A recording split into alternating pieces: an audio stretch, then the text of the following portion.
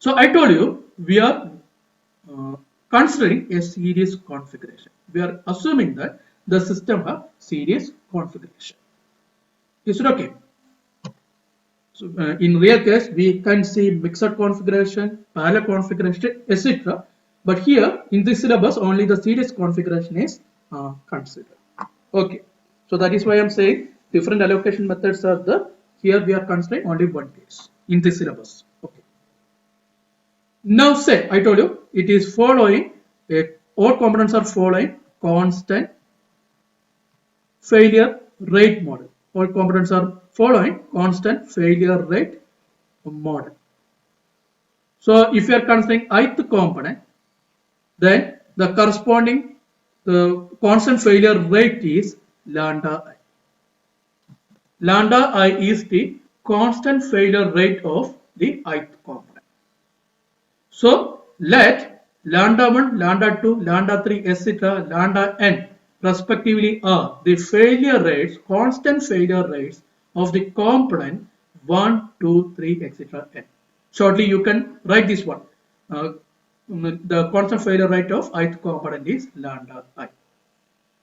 Then, what about the reliability? If lambda is the constant failure rate of ith component, then reliability of ith component Ri is equal to e raised to minus lambda I t.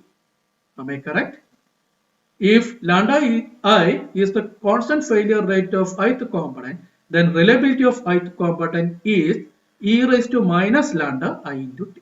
So this one is the reliability of ith component if it is following constant failure rate. So we can say the reliability of n component shown in figure R. R1 is equal to e raised to minus lambda 1 t, R2 equal to e raised to minus lambda 2 t, etc. etc. Rn is equal to e raised to minus lambda n t. These are the reliability of components shown in figure. R1 is equal to e raised to minus lambda 1 t, R2 is equal to e raised to minus lambda 2 t, etc. Rn is equal to e raised to minus lambda n t. Now my question is, if all are connected in series and if all are independent, what is the system reliability Rs? Can anyone say? What is the system reliability Rs?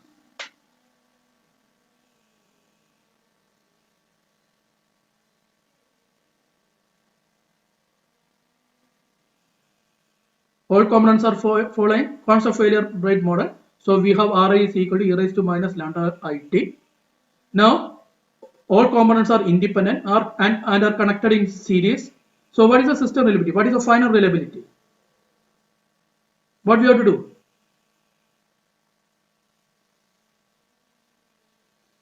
Yes, multiply all values because we have the system will survive if all components are survived simultaneously. So we have an AND operation.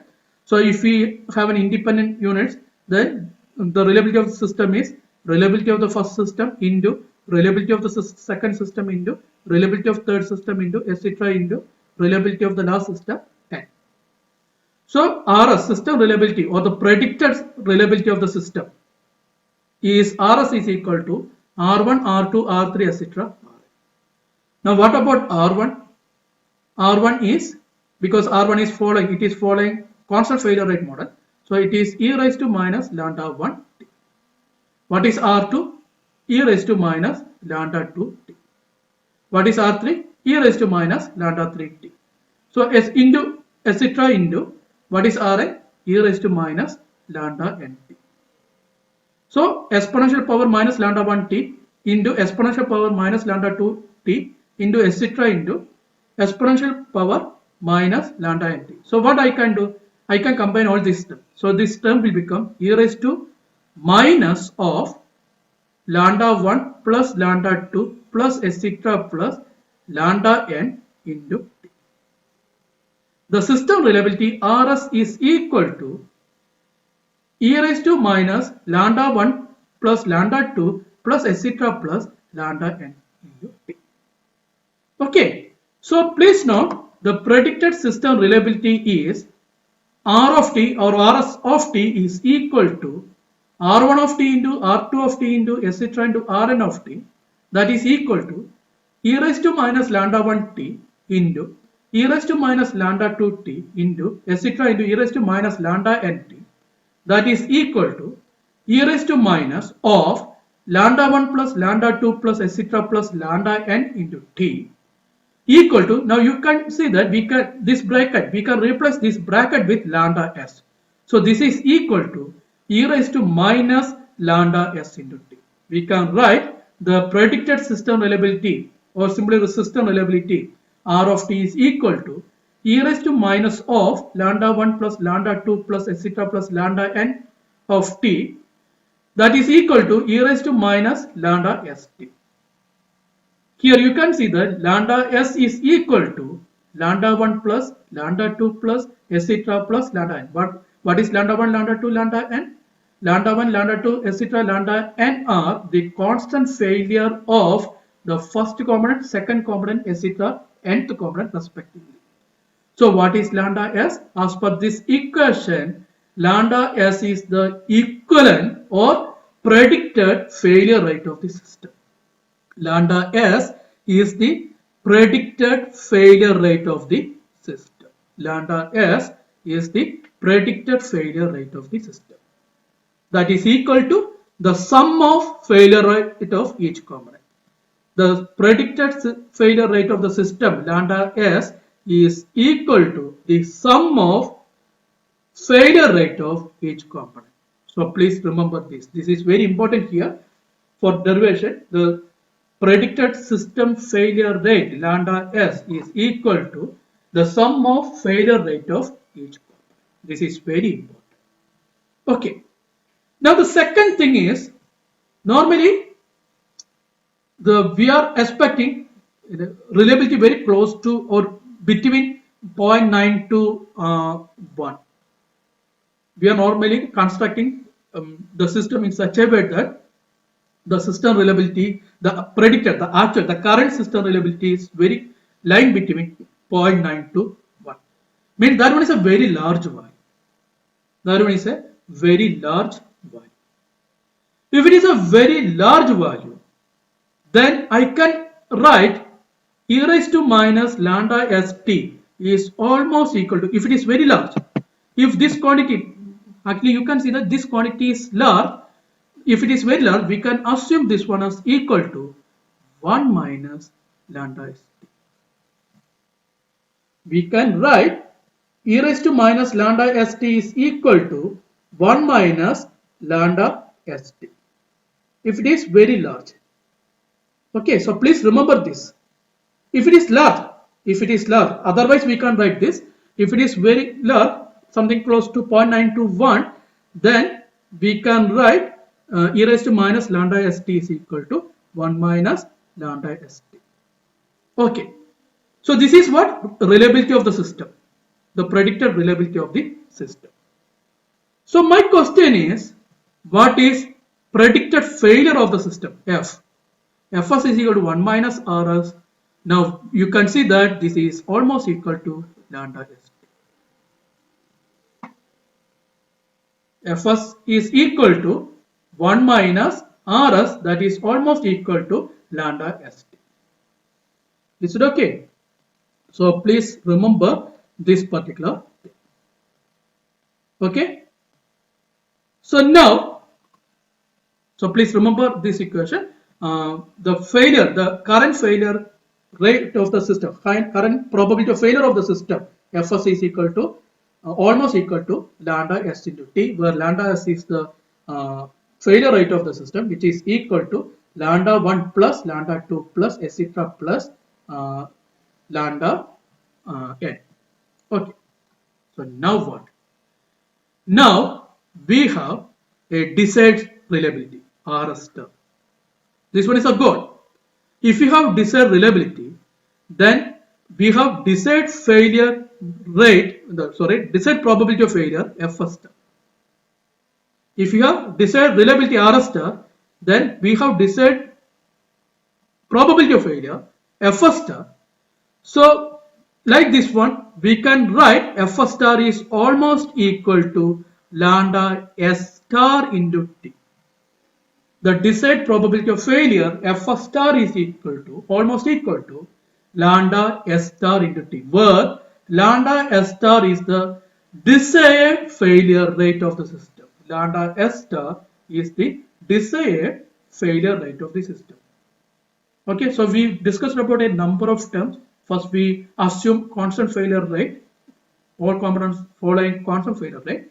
So by using that, we can find the system reliability, that is equal to e raised to minus lambda 1 plus lambda 2 plus etc. plus lambda n into t, that is equal to e raised to minus lambda s into t. Now, if reliability is very large, then we can write Rs is equal to 1 minus lambda s into t. Now, if reliability is very low, we have 1 minus lambda s into t. So, what about the probability of failure? Fs is equal to lambda s into t. Now, what we have? We have the desired reliability. That one is given by the management. So, we have desired reliability R star. If we have desired reliability, we can find the desired probability of failure. That is Fs star. So, Fs star is equal to lambda s star into t. Fs star is equal to lambda s star into t. Okay. So, please note, we have say lambda s star, that one is the desired system failure rate. Please note, the desired system failure rate must be less than the actual system failure rate. Lambda s star must be less than lambda s. Please note that. Okay, because if you have small lambda value, the reliability will increase. Means the desired system reliability, the desired failure rate lambda s star must be less than the actual or the predicted failure rate lambda s. Okay. So now what we are going to do? I told you each component is following failure rate lambda 1, lambda 2, etc. lambda n. Now these all are combined, so we have lambda s. Now from the desired reliability we have lambda s star. So what we have to do? By using this desired failure rate, we have to find the desired failure rate of each component, etc. etc. lambda n star. Now what we are going to do? We are going to find lambda 1 star, lambda 2 star, lambda n star, that is the desired failure rate of each component by using the desired system failure of the system.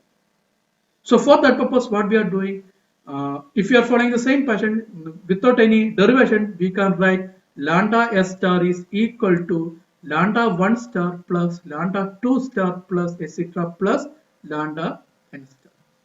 We can say the system, the desired system failure rate lambda s star is equal to lambda 1 star plus lambda 2 star plus etc. lambda n star, where lambda I star is the desired failure rate of the ith component. Lambda I star is the desired failure rate of ith component.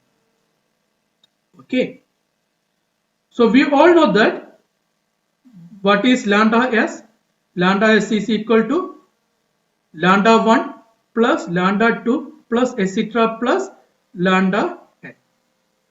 And what about the probability of failure of the given system? Probability of failure of given system is almost equal to lambda s into t. In previous slide we derived that. The probability of failure of the given system is almost equal to lambda s into t. Means that is equal to lambda 1 plus lambda 2 plus etc. plus lambda n into t. Am I correct? Now what about the desired system? What about the desired probability of failure Fs star? Fs star is almost equal to lambda s star into t. The desired probability of failure of the system Fs star is equal to lambda s star into t, that is equal to lambda 1 star plus lambda 2 star plus etc. plus lambda n star into t. So Fs star is the desired probability of failure, that is equal to lambda s star into t, that is equal to lambda 1 star plus lambda 2 star plus etc. plus lambda n star into t.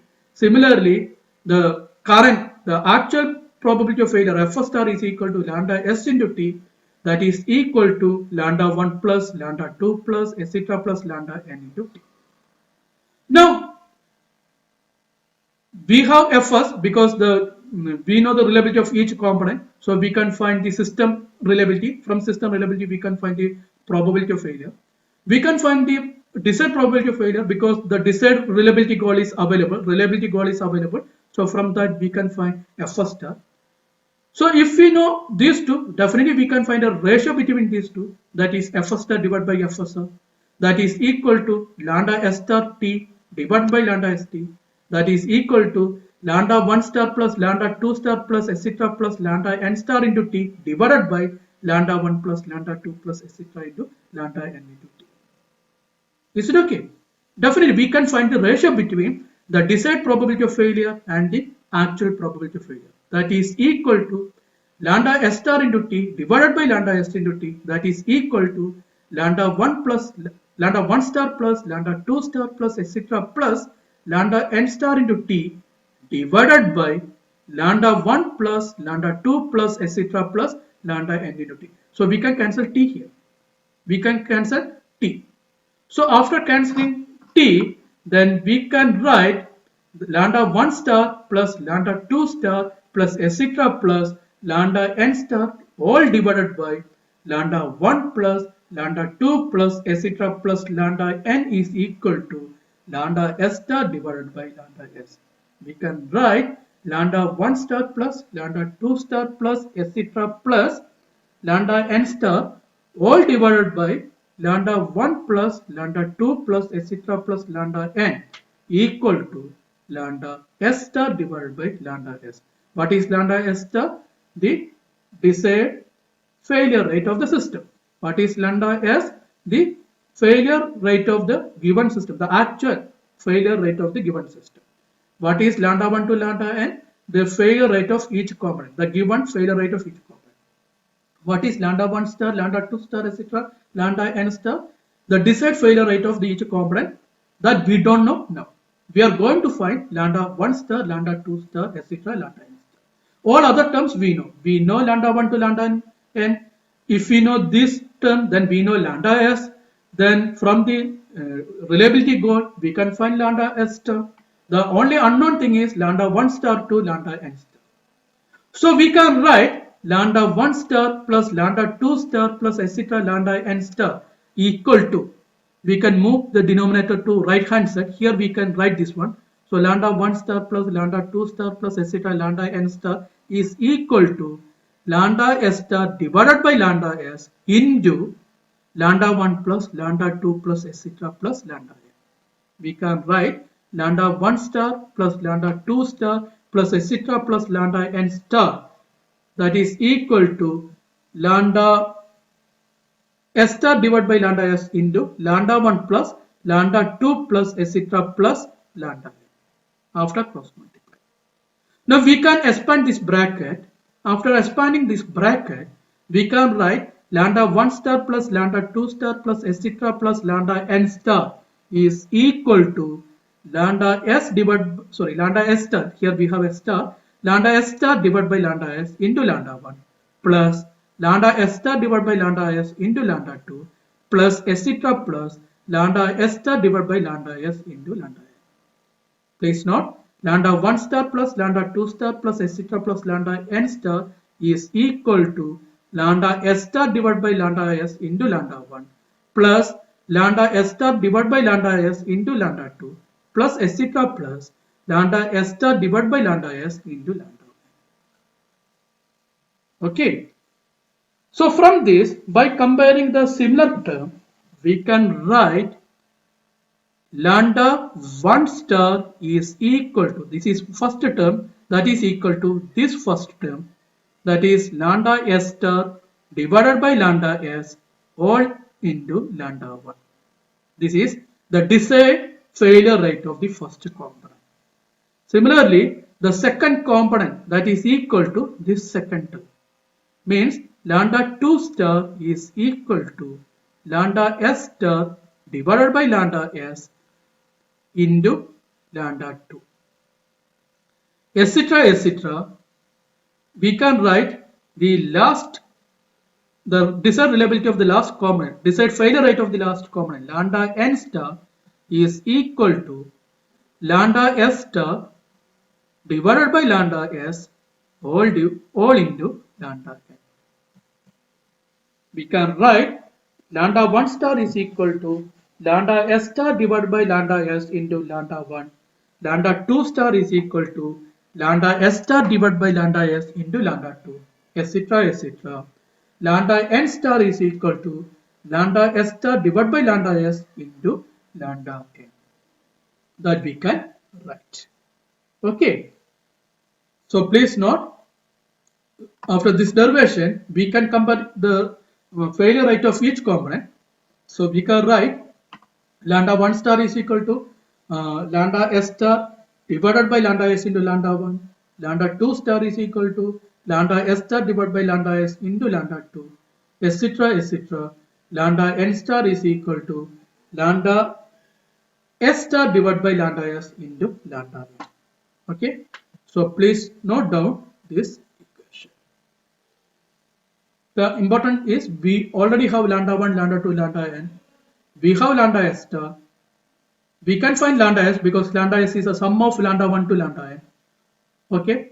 So by using these three terms, we can find the desired failure rate of each component. Lambda 1 star is equal to lambda s star divided by lambda s into lambda 1. Lambda 2 star is equal to lambda s star divided by lambda s into lambda 2, etc. etc. Lambda n star is equal to lambda s star divided by lambda s into lambda n. Or simply we can write lambda I star, the desired failure rate of ith component, is equal to k into lambda I, where k is equal to lambda s star divided by lambda s. You can see that the desired failure of each component is proportional to the current failure rate of the same component. That is why in previous slide, the initial slide, I told you this one is a proportional method.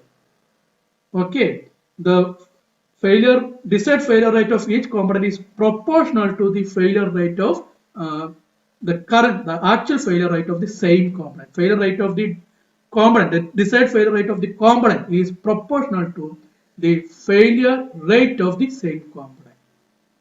Okay,